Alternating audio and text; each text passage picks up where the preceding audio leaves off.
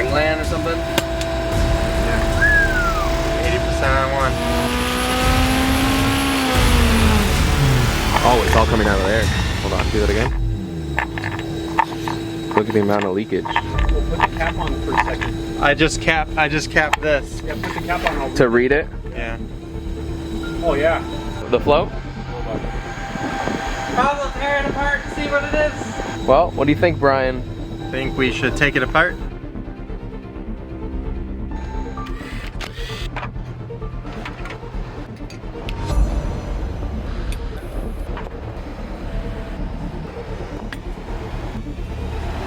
Both of them.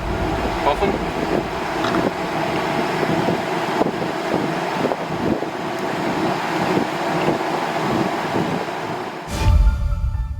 Hey guys, Pablo from Real Street Performance, and today we wanted to bring you along on this assembly for a K24 turbocharged engine build. Today I'm going to be walking you through the assembly process, go over some of the parts that we selected for this engine, and tell you exactly why we went with these parts instead of going with OEM components. In one of our previous engine dyno videos, you may have noticed that the K24 on the engine dyno was a completely stock, unopened long block.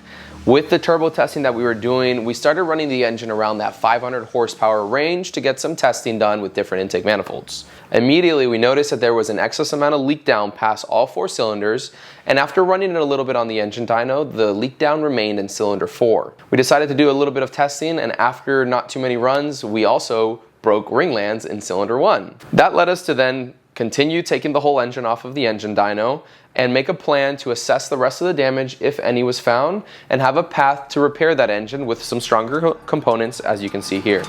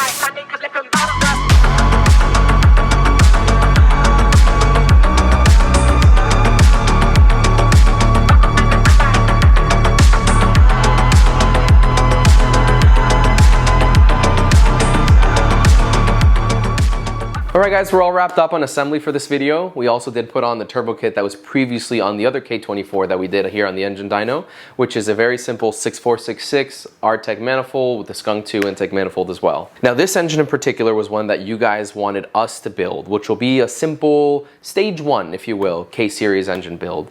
This one in particular we're going to be using in its maybe 500 or 600 horsepower range, but a lot of you have also been asking for a higher horsepower build.